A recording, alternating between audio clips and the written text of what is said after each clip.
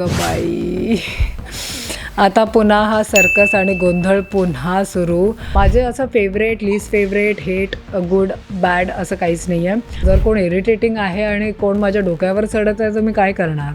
तर ते ॲक्शनवर रिॲक्शन तर होणारच. जर मी आय थिंक शोमध्ये चांगली दिसत आहे तर भाऊचा धक्का पडणार नाही.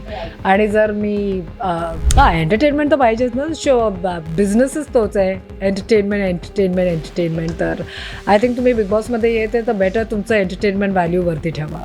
हॅलो हाय नमस्कार, मी नंदा बजाज तुम्हा सगळ्यांचं पुन्हा एकदा स्वागत करते टेलिगप्पामध्ये. बिग बॉस मराठी 6ची चर्चा तर जोरदार सुरू आहे आणि या सगळ्यातच बिग बॉस हिंदी गाजवल्यानंतर बिग बॉस मराठीच्या घरात धमाका करण्यासाठी सोनाली राऊत आपल्याला बघायला मिळणार आहे आणि त्याच निमित्ताने आज ती माझ्यासोबत आहे. तुझं स्वागत आहे टेलिगप्पामध्ये. कशी आहेस तू? Fantastic, thank you very much. खूप सुंदर दिसतेस. बिग बॉस हिंदीमध्ये खूप छान धमाका आम्हाला बघायला मिळाला होता आणि त्यानंतर आता बिग बॉस मराठीमध्ये येण्याचा निर्णय का घेतलास? कारण आय थिंक सर्वांना माहीत आहे की मी मराठी मुलगी आहे, मी मुंबईची आहे आणि मला ऑफकोर्स माझी जी भाषा आहे, मला नेहमी लोक बोलत आहे की तू इतकं चांगलं मराठी बोलते, तू मराठी पिक्चर का नाही करत किंवा मराठी गाणं का नाही करत. तर जेव्हा मला ही अपॉर्च्युनिटी भेटली की बिग बॉस मराठीमध्ये येण्याची तर मी ग्रॅब केली ऑफकोर्स. आणि आता मी खूप एक्सायटेड आहे आणि आय थिंक तुम्ही प्लीज मला बघा शोवर. नक्कीच तू एक एक्सपिरियन्स खिलाडी आहे आता आम्ही असं म्हणू शकतो. तर बिग बॉस म्हणजे नेमकं तुझ्यासाठी काय आणि जेव्हा बिग बॉसची ही ऑफर आली त्यावेळी फर्स्ट थॉट काय होता? आय थिंक बिग बॉस तर माझ्यासाठी एक फॅन्टॅस्टिक प्लॅटफॉर्म आहे. मला लोक ओळखतात बिग बॉसपासूनच. तर हा एक असा चांगला नंबर 1 रियालिटी शो आहे आणि प्रेक्षकांमध्ये पण खूप चर्चेत आहे. लोकांना खूप आवडते. लोक स्वतःला खूप रिलेट करतात, खूप प्रेम देतात, तुमचे खूप फॅन्स बनतात आणि तुम्हाला नेम, फेम, मनी, सक्सेस, पॉप्युलॅरिटी तर भेटतेच. तर बिग बॉससाठी मी हेच बोलू शकते की I think it's a fantastic experience आणि मी खूप ॲक्च्युली लकी आहे की मला पुन्हा संधी भेटली बिग बॉस करण्याची. तर जेव्हा कळलं की आपण बिग बॉसच्या घरात आता जातोय, हा फायनल डिसिजन घेतलास, त्यावेळी घरच्यांची रिॲक्शन काय होती आणि एक सपोर्ट सिस्टीम म्हटलं तर बाहेर कोणाला बघतेस? आय थिंक ऑफकोर्स मी माझ्या आईवडिलांना सांगितलं की मी बिग बॉस मराठीवर आहे आणि ते बोलले अगं बाई, आता पुन्हा हा सर्कस आणि गोंधळ पुन्हा सुरू. आणि माझे आईवडील ॲक्च्युली मी सर्वात शेवटची आहे घरात आणि मी आईवडिलांचं सगळं टेक केअर करते आणि ते बोलते तू आता चालली, आता आमचं टेक केअर कोण करणार? ते बोलले आता मम्मी आता तुम्हाला टेक केअर करायचं आहे फ्रॉम आउटसाईड.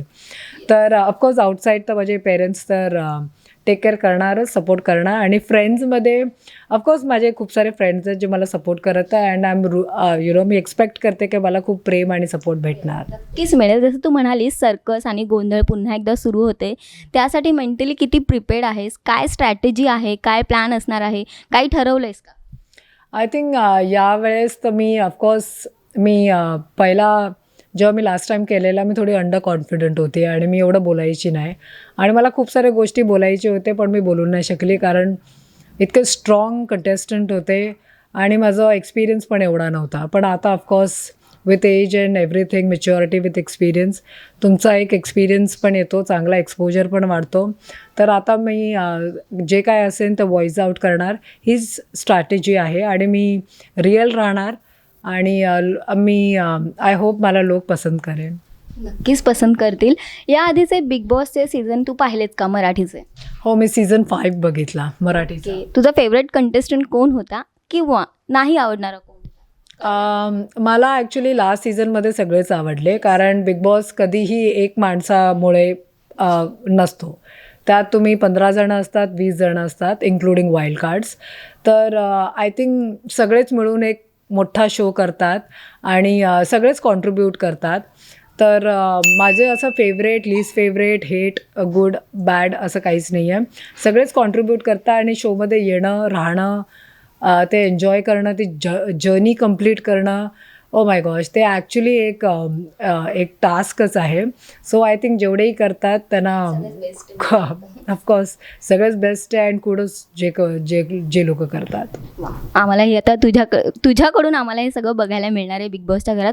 मला हे विचारायला आवडेल की बिग बॉस हिंदीमध्ये तुझा राग बघायला मिळाला, तुझी प्रत्येक बाजू आम्हाला बघायला मिळाली होती. बिग बॉसच्या आता या मराठीच्या घरात रागावर कंट्रोल कसं करणार आहेस, त्यासाठी विचार केला आहे का? आय थिंक मला राग तर तसंही कमीच येतो. जर कोण इरिटेटिंग आहे आणि कोण माझ्या डोक्यावर चढत आहे तर मी काय करणार? तर ते ॲक्शनवर रिॲक्शन तर होणारच. आणि आय थिंक मी जास्त स्टाईल, ड्रामा ह्याच्यावरच फोकस करेन. थोडं ड्रामा कमी ठेवेन, हा पण एंटरटेनमेंट जास्त ठेवेन. आय थिंक त्याच्यावर मी फोकस करेन. रितेश देशमुख यांच्यासोबत तू पहिलेही काम केलं आहेस आणि तुमची ओळख आहे चांगली म्हणू शकतो. ते होस्टिंग करतायत, मागचा सीझनही त्यांनी होस्ट केला. त्यांच्या होस्टिंग स्टाईलबद्दल काय सांगशील आणि आता पुन्हा एकदा जेव्हा त्यांना भेटशील तेव्हा कसं असणार आहे? आय थिंक रितेशसाठी पण हा एक चॅलेंजेस आहे. बिग बॉस होस्ट करणं पण एक जोक नाही आहे. कारण एवढी वर्ष सलमान खान पण होस्ट करत आहे आणि इवन रिजनलचे दुसरे जे बिग बॉस सीझन्स आहे ते सगळे सुपरस्टारच होस्ट करत आहे. कारण जेव्हा तुम्ही होस्ट करता तेवढेच तुम्ही इन्वॉल्ड असतात. जेवढे कंटेस्टंट आहेत तेवढेही होस्ट पण इन्वॉल्ड असतो आणि ते खूप कनेक्ट करतात. ते येतात, तुम्हाला सांगतात की तुम्ही शोवर कसे दिसत आहे. जर तुम्ही रॉंग जात आहेत तेव्हाही सांगतात, राईट जातात तेव्हाही सांगतात.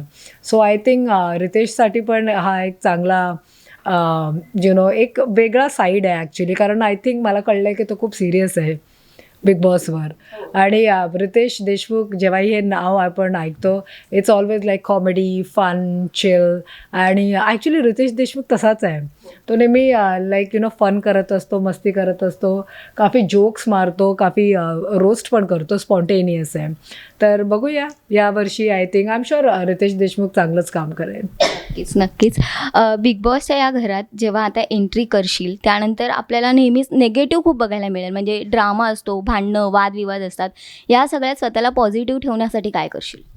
आय थिंक फर्स्ट तर मी एक्सरसाइज करणार. मग मी थोडं पॉझिटिव्ह लोकांवर फोकस करेन. ऑफकोर्स मी रितेश देशमुखवर फोकस करेन. जेवढेही पॉझिटिव्ह साईड आहे आय थिंक मी त्याच्यावर फोकस करेन. आणि जर नाही झालं तर मग काय, भाऊच्या धक्क्यासाठी प्रिपेअर आहेस का? कारण चुका आपल्याकडूनही होऊ शकतात. हो, डिपेंड करते. जर मी आय थिंक शोमध्ये चांगली दिसत आहे तर भाऊचा धक्का पडणार नाही. आणि जर मी काहीतरी जर मी करेक्ट नाही चाललं आहे तर पडेल मला पण धक्का. ओके. बिग बॉस म्हटलं की पॉझिटिव्ह आणि नेगेटिव्ह अशा दोन्ही गोष्टी येतात आणि त्याचा इम्पॅक्ट आपल्याला आउटसाईड लाईफलाही बघायला मिळतो. तर ह्या सगळ्यासाठी मेंटली प्रिपेअर आहेस का? किंवा या सगळ्याचा विचार केला आहेस का?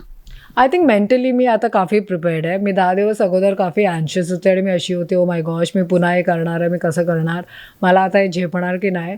पण आता मी काफी मेंटली प्रिपेअर्ड आहे. आणि आय थिंक लोकं पण I think they are looking forward मला बघण्यासाठी. तर मी त्याच्यासाठी एक्सायटेड आहे to connect with everyone again, especially with my fans. आणि मला हा इंटरव्ह्यू करताना ना तुझी फक्त पॉझिटिव्ह साईड दिसलेली आहे. मला खूप मजा आली. पण बिग बॉसच्या घरात तुझी अजून अशा किती साईड्स आम्हाला बघायला भेट? मला पण स्वतःला माहीत नाही की माझे किती साईड्स आहे. जर असेल लपलेल्या, छुपलेल्या तर येईन बाहेर. एंटरटेनमेंट फिक्स आहे. हां, एंटरटेनमेंट तर पाहिजेच ना. बिझनेसच तोच आहे, एंटरटेनमेंट. तर आय थिंक तुम्ही बिग बॉसमध्ये येते तर बेटर तुमचं एंटरटेनमेंट व्हॅल्यूवरती ठेवा. Nice. Okay, last question. Big बॉसच्या या घरात जाणार त्यानंतर बाहेर तुला काय एक इम्पॅक्ट हवा आहे? सोनाली राऊत कशी ओळखली जायला पाहिजे फॅन्समध्ये, प्रेक्षकांमध्ये? आय थिंक जेव्हा तुम्ही बिग बॉस करता तुम्ही हाऊसहोल्ड नाव तर होऊनच जातात. तुमची सोशल मीडिया खूप चांगली होते. ऑफकोर्स तुम्हाला खूप फॅन्स भेटतात, तुम्हाला लोक रेकग्नाईज करतात, तुमची एक पॉप्युलॅरिटी तर आहेच. तर I think I want people to look at me with love. I think प्रेम तर मला पाहिजे आणि मला अप्रिशिएट करावं माझ्या हार्डवर्कसाठी. नक्कीच करतील. आम्हाला तुला बघायला मजा येईल. फॅन्सना काय सांगशील? मी तर फॅन्सला हेच सांगणार आहे की मी यावर्षी बिग बॉस मराठीवर आहे. मला प्लीज खूप प्रेम द्या, मला वोट करा आणि मला भरपूर प्रेमाची आणि वोटांची जरूरत आहे. तर जिओ ॲपवर जावा आणि फटाफट मला वोट करा सोनाली राऊतला. नक्कीच. Thank you so much and all the very best. Thank you.